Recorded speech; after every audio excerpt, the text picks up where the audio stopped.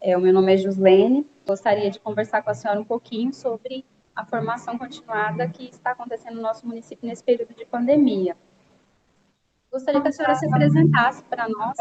Meu nome é Elisângela, sou professora, estou responsável pela coordenação de formação continuada da Secretaria Municipal de Educação. Sou mestra em Educação pela UFR, né, a antiga UFMT Campus de Rondonópolis.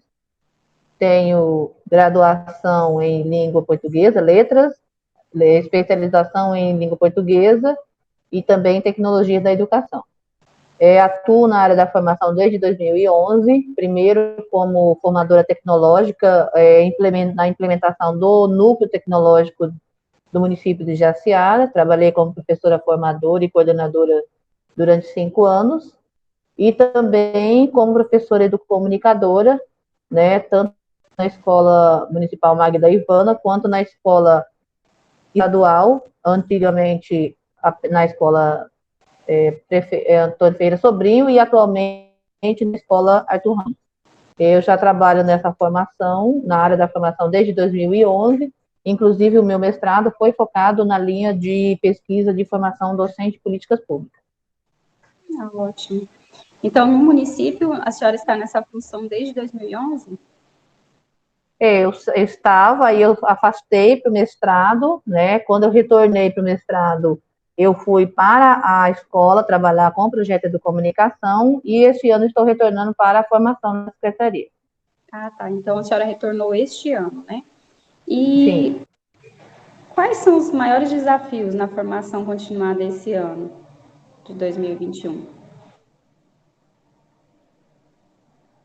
Desse diferencial que a pandemia trouxe, ano passado, assim que a secretária me convidou para assumir a formação esse ano, a primeira preocupação foi fazer um diagnóstico com os profissionais da educação sobre como está o trabalho com o ensino remoto e que formação eles tinham tido ou não tinham tido e que eles desejariam ter em relação a esse tipo de trabalho. Até porque nós sabemos que a pandemia ela colocou em xeque algumas dificuldades dos profissionais da educação. Muitos, ou a grande maioria, não tinha nenhuma experiência com o uso dessas tecnologias, apesar de já ter existido formação nessa área. Eu mesma trabalhei com essa formação de 2011 a início de 2016. Eu trabalhei com vários recursos que a gente tem utilizado, por exemplo, o Google Classroom. Ele já era trabalhado desde aquela época, né? O Google Meet, que é a plataforma que nós estamos usando para conversar, para dar aula nesse momento, ele já era usado com outro nome, que era Hangout, mas havia uma resistência muito grande por parte dos professores no uso dessas ferramentas, dessas tecnologias, e em virtude da pandemia, com a necessidade do distanciamento social, não houve outra forma. Então, nós tivemos que nos adequar, os profissionais tiveram que realmente aprender a usar para poder ter esse momento de interação com os alunos, e a saída foi buscar usar essas estratégias, né? Então, desde o início do ano, nós organizamos algumas formações práticas, principalmente, porque a grande maioria apresentava dificuldades em usar essas tecnologias, essas ferramentas educacionais que estão disponíveis hoje, que desde o ano passado vêm sendo alteradas para facilitar o uso, tanto por parte dos professores como por parte dos alunos, mas ainda temos uma grande maioria de professores que têm dificuldades. Nós sabemos que existe um entrave aí na questão do tecnológico, nem todos os professores têm os recursos, um computador, um laptop com câmera, com microfone, um espaço adequado para gravação, com iluminação, mas cada um, desde o início desse isolamento, teve que dar o seu jeito e está tentando fazer o seu trabalho. E o papel da formação é justamente dar a base para que os profissionais consigam fazer. Então, nós tivemos aí, logo de início, uma formação prática, voltada para o uso de alguns recursos, os próprios, as próprias ferramentas da conta do Google, né, que podem auxiliar o Google Meet, o Google Classroom, o Google Jamboard, o Google Forms, o Google Drive, né, outros recursos como Padlet, como Mentimeter, como jogos interativos usando o PowerPoint, o próprio Google Forms. Enfim, algumas ferramentas que estão vinculadas ao que o professor tem através de uma conta de e-mail e que podem facilitar na interação e no envio das atividades e também no trabalho com os alunos. Porque nós sabemos que essa realidade de comunicação síncrona através das ferramentas, ela tem uma dificuldade que é justamente essa devolutiva do aluno. Então, o professor está aqui, muitas vezes falando com uma bolinha, numa câmera fechada, e ele não consegue ver como que o aluno está reagindo. Nós somos muito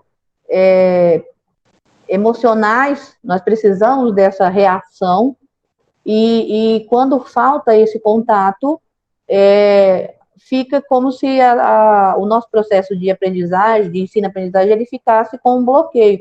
Nós precisamos ver a reação dos alunos conforme o que nós estamos trabalhando. Então, o objetivo da formação tem sido justamente dar um pouco de noção prática para o professor para fazer esse trabalho, principalmente nesse momento de atendimento remoto. Sim. Nós temos observado ano passado, eu lembro que foi feito um trabalho através das plataformas, né? A prefeitura criou, aí adicionava os vídeos dos professores nas plataformas e os pais teriam esse acesso. Não tinha esse acesso visual de o aluno poder interagir com o professor. Isso foi implantado este ano, né? Sim. Inclusive, ano passado, eu fui uma das primeiras professoras a trabalhar com o Google Meet na escola, e quando a prefeitura falou que iria adotar, entrar em contato comigo para perguntar como que era, né? Porque, assim, apesar de não ser uma plataforma nova, como eu disse a vocês, ela tinha outro nome, que era Hangout, mas ela já era utilizada desde, a gente utilizava ela aqui desde 2011. Só que era uma quantidade limitada, 5 pessoas por vez, entendeu? Com a pandemia houve um avanço e o uso também aumentou muito. Mas, assim, essa interação, ela trouxe um diferencial para a educação esse ano, certo? Porque o aluno, ele mesmo que à distância, ele tem contato com os colegas e com os professores. Sim. Então, o próprio auxiliar que não está presente, mas ele está junto, ele está interagindo com a turma. Então, esse momento de comunicação síncrona, ele é fundamental para garantir a continuidade do aprendizado do aluno e, é claro, a socialização, a relação de aluno-professor, ela se mantém, mesmo que à distância. Sim, eu creio que é importante, nós temos estudado que ao longo da história nós temos uma necessidade de relacionamento. E aí, esses momentos pelo Meet, essas aulas síncronas, elas ajudam bastante na questão do relacionamento aluno-professor e até família. Porque, querendo ou não, é uma coisa que os pais, antigamente, eles deixavam o filho na escola, né? E eles não sabiam o que se passava. Aí, quando chegava em casa, aí os pais faziam as perguntas, os filhos comentavam e vinha uma resposta, né? Nós conversamos A e B, aí o filho fazia a sua interpretação e transmitia o que tinha entendido daquele dia. E hoje, os pais têm essa condição também de estar acompanhando, de visualizar o que os filhos têm aprendido durante as suas aulas no Meet. Acaba que, de uma forma, os pais têm participado mais ativamente, né, desses momentos. Sim. Então, assim, houve um avanço nessa relação entre escola e família, porque os pais, eles não tinham esse contato direto como estão tendo agora. E a gente sabe que essa mudança, ela veio para ficar. Porque o processo formativo em relação ao uso da tecnologia, ele não é algo novo. Ele começou lá em 97, logo após a promulgação da LDB. Então, como a LDB garantiu a formação continuada dos profissionais da educação, a partir do PROINFO, por exemplo, que foi alterado em 2007, aí que as escolas, elas receberam equipamentos, elas receberam laboratórios, internet banda larga, receberam computadores, algumas receberam laptops, né? Então, assim, todo esse investimento, ele foca na utilização das tecnologias no ambiente escolar. E com o advento da pandemia, ele acelerou algo que já vinha sendo trabalhado a passos muito lentos há mais de uma década. E a gente sabe que esse aceleramento, ele trouxe aí algumas dificuldades, alguns obstáculos, mas ele também trouxe uma mudança que não vai retroceder. Então, nós sabemos que vai ter continuidade. Nós continuaremos utilizando esses recursos, mesmo com o retorno presencial. Né? Algo que vai continuar. Até porque, por exemplo, eu já trabalhava, quando eu trabalhava com o projeto de comunicação, eu já trabalhava com a turma do Classroom, desde 2017. A gente já tinha o trabalho. Então, assim, são ferramentas que já eram utilizadas. Não são ferramentas novas, mas que muitos professores ainda não faziam uso, por vários motivos. A questão de não ser nativo digital, a questão de ter resistência. Nós temos aí muitos professores que estão já quase em fase de aposentadoria, né? E aí tem medo de mexer nessas tecnologias. Então, seguindo aí a premissa freiriana de que o medo não deve, ele deve ser menor do que a ousadia, nós devemos ser ousados, nós devemos ser curiosos, muitos ainda deixam o medo tomar conta, o medo vencer, e aí acabam não ousando, acabam não inovando. E esse medo, ele é impeditivo, porque nós convivemos com uma geração tecnológica. Nós convivemos com crianças que desde 1, 2 anos já mexe no celular sem medo, já faz vídeo, mesmo sem saber ler. Então, nós precisamos nos apropriar desses recursos para podermos trabalhar com os alunos que nós temos hoje. Sim. E como está acontecendo a formação continuada dos professores aqui no município? Então, nós tivemos na Semana Pedagógica uma formação que eu ministrei e também com uma parceria com um colega do Núcleo de Comunicação de São Paulo, né, que é um professor premiado internacionalmente como educomunicador. Nós tivemos voltada para o uso dessas ferramentas, noções práticas, teóricas e práticas. Eu trabalhei mais com prática, mostrando, fazendo e os professores fazendo.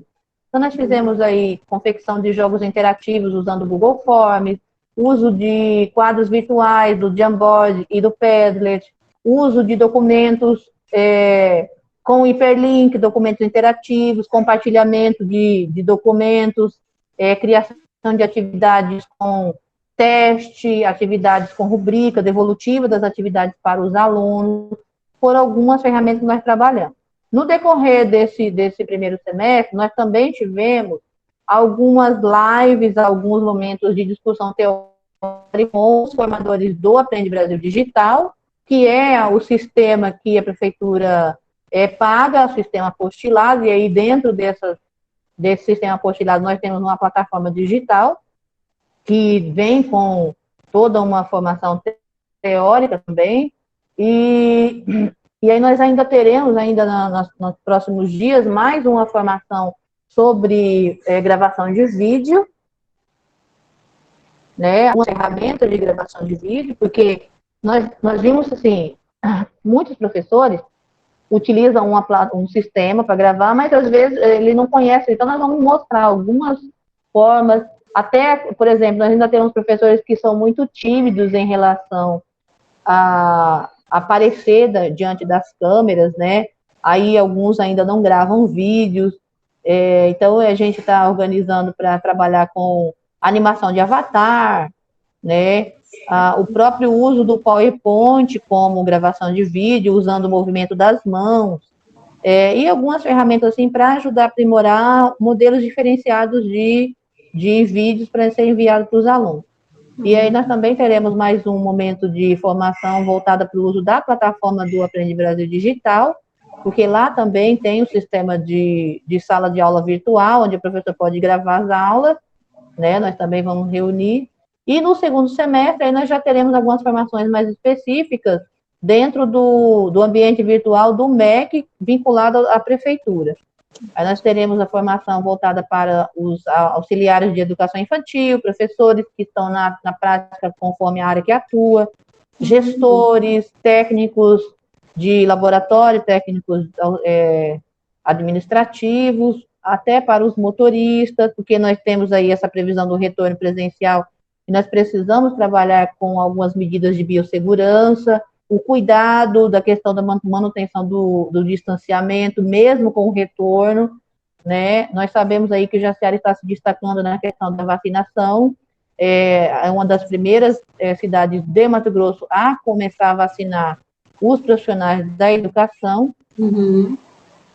Mas aí nós temos ainda que organizar a questão dos cuidados, a higienização do que é tocado coletivamente na unidade escolar, os cuidados com distanciamento no ônibus, na escola, na entrada, com as famílias. Então, tem todo um processo que a gente sabe que vai fazer parte do nosso dia a dia, que a gente ainda precisa colocar isso em prática na ideia dos nossos profissionais e dos familiares também.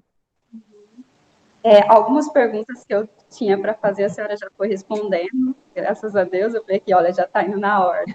Uma das perguntas era sobre essa questão da formação para outros profissionais, né? A senhora já comentou que terá, e a questão também do retorno às aulas. Nós tínhamos alguns comentários, algumas pessoas comentaram sobre a questão do retorno, previsto para agosto, né? Retorno presencial. Sim, previsto para o dia 3 de agosto. Isso. Então, o que assim, os pais têm falado? Ou tem como ter um feedback, ter um retorno dos pais por causa da mudança? Porque nós sabemos que já são quase 2 anos letivos que nós estamos nessa transição. Né? Um novo formato de educação, um novo formato de ensino-aprendizagem. Do ano passado para cá, teve algum feedback dos pais em relação a esse trabalho que está acontecendo hoje? Então, nós temos aí, nas próprias redes sociais das unidades, da secretaria, nós temos a divulgação de materiais que são enviados pelos familiares, os vídeos produzidos pelos alunos nas atividades que são feitas, né? Então, a gente vê uma interação muito grande, nós temos nos grupos, os pais postam que veio o avanço do aprendizado das crianças, inclusive das unidades de educação infantil, mesmo aqueles que começaram, tiveram um mês, nós vamos ter praticamente 1 ano e 5 meses de escolas fechadas, quando retornar, né? Porque fechou em março do ano passado, retornando em agosto, nós teremos aí um quantitativo de um ano e 5 meses sem o atendimento ao aluno no modelo tido como normal. Porém, os alunos que têm esse momento de interação com os professores, através das videoaulas, através do Meet, a gente consegue perceber que realmente eles têm um resultado. Eu me lembro que eu participei de uma formação ano passado que falava que o ensino remoto, ele não era para promover um avanço na educação, ele é para manter o nível, para impedir que houvesse um retrocesso. E quando você percebe dentro desse atendimento um aluno que começou na educação infantil ou no primeiro ano e que não tinha nenhuma noção de socialização ou de leitura e que ele teve um avanço, você já consegue perceber que houve um resultado.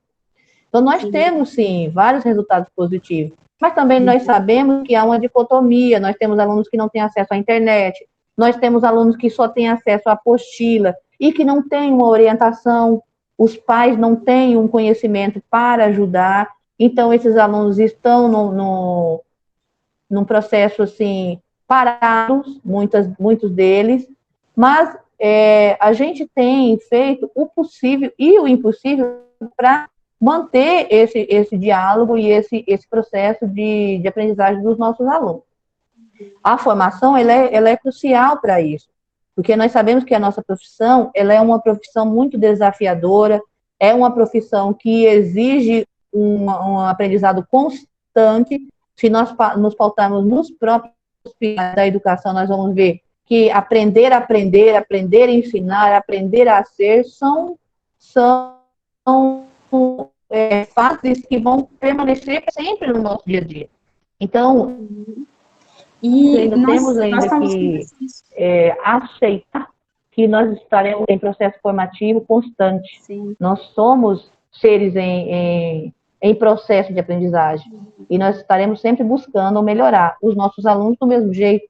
Então, mesmo tendo uma resposta positiva por parte de alguns, nós sabemos que alguns não conseguiram, mas essa realidade também se efetiva com a aula presencial. Nós, mesmo todos os dias, nós vamos ter alunos que vão conseguir e aqueles que não vão, porque cada um tem um próprio ritmo de aprendizagem.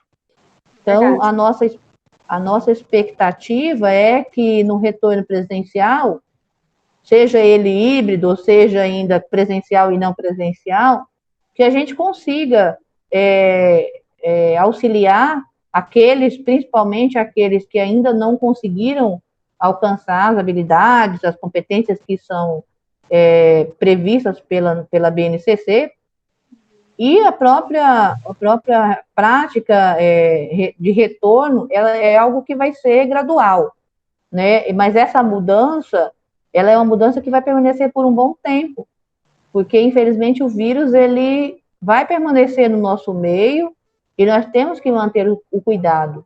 O cuidado, ele é algo que vai ter que permanecer. E nós vamos ter que nos adaptar, né? A adaptação aí, ela é passível do ser humano se destacar, nós vamos ter que nos adaptar. E não é a primeira vez, né, que nós passamos por situações assim, desafiadoras. Nós estávamos conversando, inclusive, sobre essas questões. Eu tenho um sobrinho de 7 anos e ele aprendeu a ler agora, nessa situação, nas aulas, nesse formato. Aprendeu a ler, ele está trabalhando, está crescendo, a gente observa o avanço dele. E eu trabalho aqui na Amélia, este ano eu estou na Amélia Freire. E eu percebo os pais, essa devolutiva dos pais. Alguns falam que os filhos têm se desenvolvido, outros pontuam desta maneira também, que eles não conseguiram acompanhar, que eles têm dificuldade, alguns não sabem ler, eles têm algumas dificuldades. Mas o que a gente percebe? Nós estávamos até comentando como algo positivo. Desde o princípio, os professores, eu trabalhei, né, até ano passado na Menina Angélica, e os professores sempre comentam da questão da interatividade, dos pais participarem, dos pais estarem mais presentes, dos pais conhecerem os professores. E nós observamos que durante esse período houve esse avanço, esse crescimento também. De alguma forma, nós caminhamos alguns passos aí à frente nessa questão do relacionamento pais, alunos e professores. E eu gostaria de saber o que vocês, como secretaria, na questão do processo de formação, o que vocês pensam em fazer de formação focada nisso, no processo pós-pandemia? Então, nós estamos organizando já, inclusive eu acabei uma reunião com a equipe de coordenação das escolas sobre o nosso projeto Sala de Educador, né? Como eu já disse, nós teremos aí uma previsão de formação para todos os segmentos, focando na parte teórica, mas também na parte prática, certo? Porque nós precisamos mudar a nossa prática. Nós vamos ter que ter cuidados frequentes no uso de materiais, no cuidado com o banheiro, no cuidado com o refeitório, na sala de aula, na entrada, no tocar a maçaneta, não pegar no material do colega. Então, assim, são cuidados que nós vamos ter que mudar na nossa prática. Então, nós teremos que manter esse cuidado. Não é só a questão da máscara ou do álcool gel.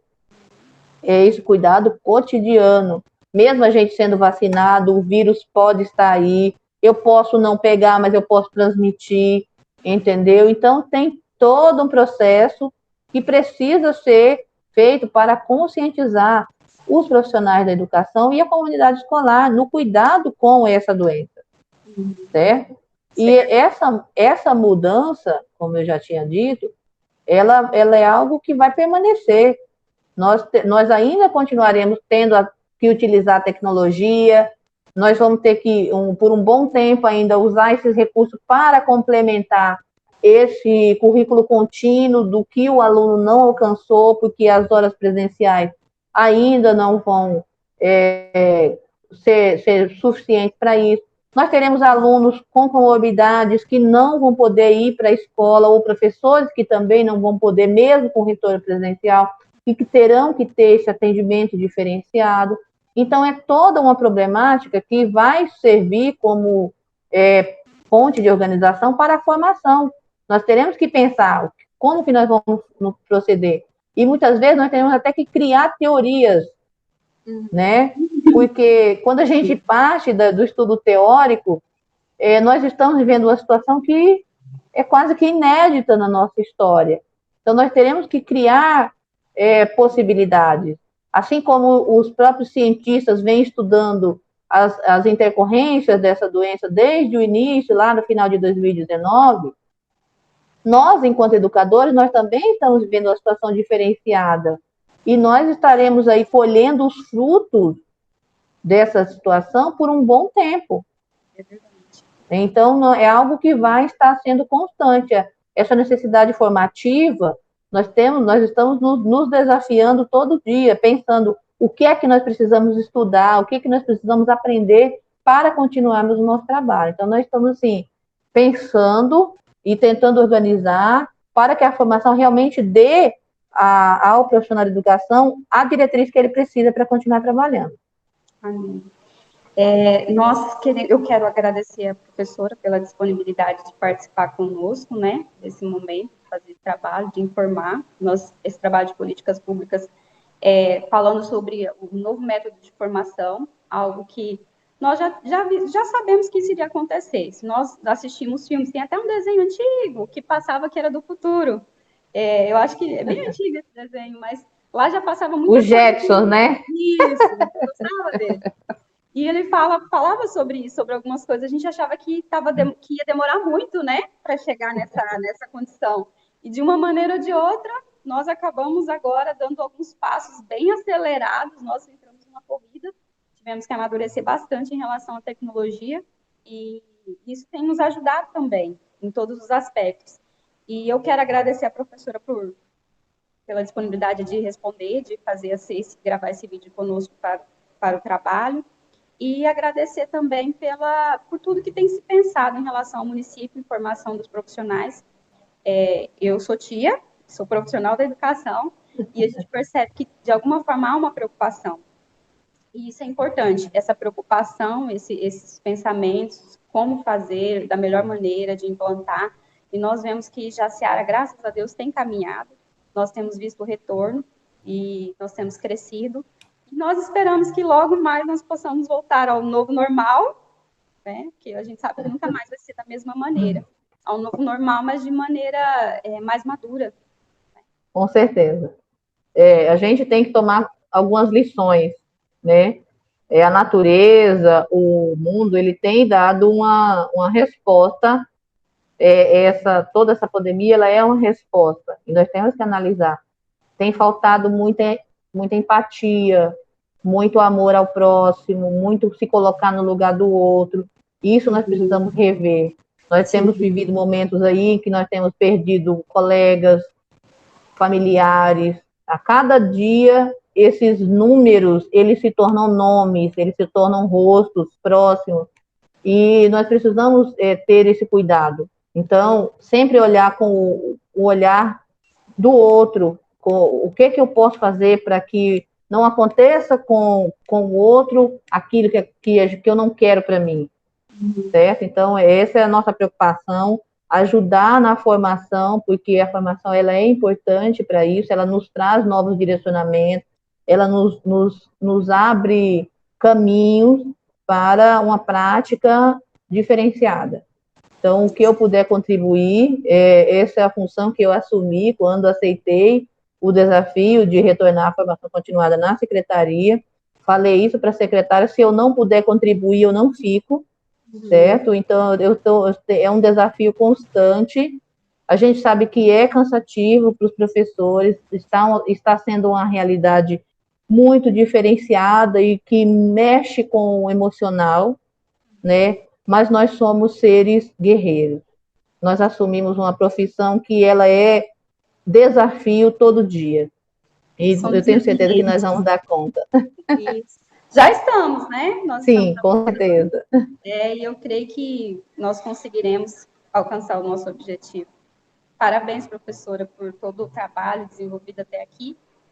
e nós veremos os resultados logo mais. Com certeza. Parabenizo também vocês.